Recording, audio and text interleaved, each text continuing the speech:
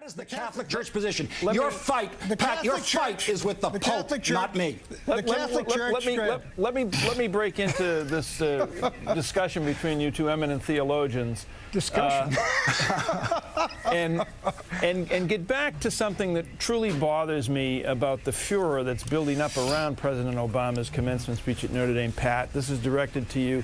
I firmly believe, in social justice as preached by the Catholic Church, and the idea that given what he stands for, a healing of racial divisions, reaching out to the third world, expanding America's voice across the globe, the idea that people would want to exclude that voice or prevent that voice from being heard at one of our preeminent Catholic institutions bothers me. Should it not bother me? I understand your concern on this thing because we're all First Amendment folks, but here is the basic point. I am a rerum novarum Catholic. I'm with Quadragesimo Anno. A lot of these teachings, I'm probably closer to you than I am some of my libertarian conservative comrades.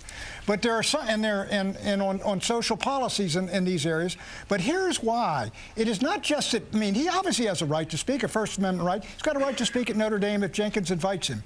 The problem that people have there is he is coming and he's being given an honorary degree which says we should emulate and admire this man. At the same time, he holds views, he condones and approves of what we believe is mass murder of unborn children. It is an abomination. It is the greatest horror in my lifetime in this country. I think it is a dreadful scar on America. And what the Catholics who are devout are saying out there is, look, he's the President of the United States. We respect him. He's got a right to speak, to be heard, etc. But please don't honor him here at this Catholic university where our stand for these values is so contradicted by what he is doing. Well, we have to go. We have to get back to this with both you guys. But right after this program, Pat Buchanan, Lawrence O'Donnell, I will be dispensing absolution to both of you. Okay. I need it. I need it, Mike. Thank you. Up next, Mike. Is Barack Obama really the most divisive president of modern times? That's what a lot of conservatives would have you believe, but they're not giving you the whole story. We'll get into that next in the Politics Fix. This is Hardball. Believe me, only on MSNBC.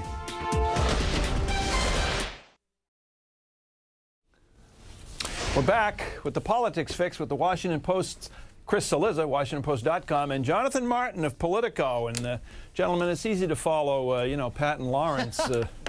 There'd be no problem. Jonathan and I can fight like that, Mike. Absolutely. Well, the issue, obviously, let me ask the both of you about the issue that we were talking about here, and President Obama going to Notre Dame to speak at the commencement, and the specter that has been raised, I guess you could call it a specter, of some real upheaval within the Catholic community in this country over President Obama speaking at a Catholic university.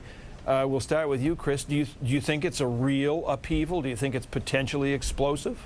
Well, let me first say that I'm still baffled by why the president wouldn't speak at the preeminent Catholic university in this country, Georgetown. But put that aside. I'm with you. There you go. I don't want to get into that, Mike. But look, from a purely political perspective, I do think that it may be.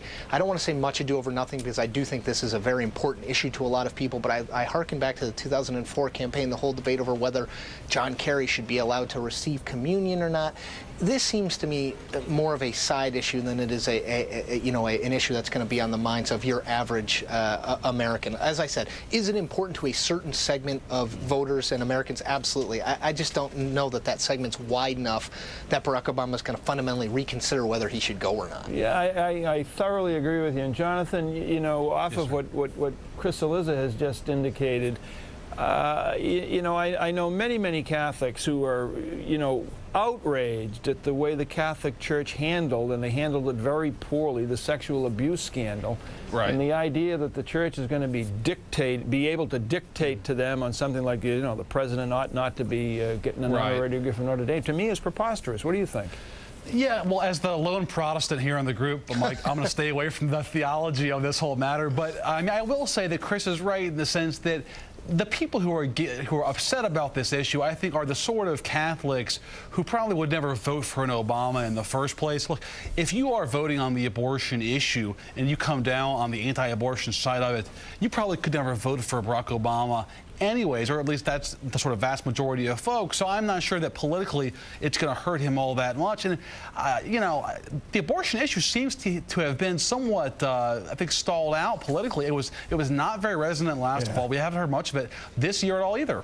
Okay, we're going to dump that, and we're going to take a break, and we're going to come back with some real stuff with Chris Cillizza and Jonathan Martin for more of the Politics Fix. You're watching Hardball only on MSNBC.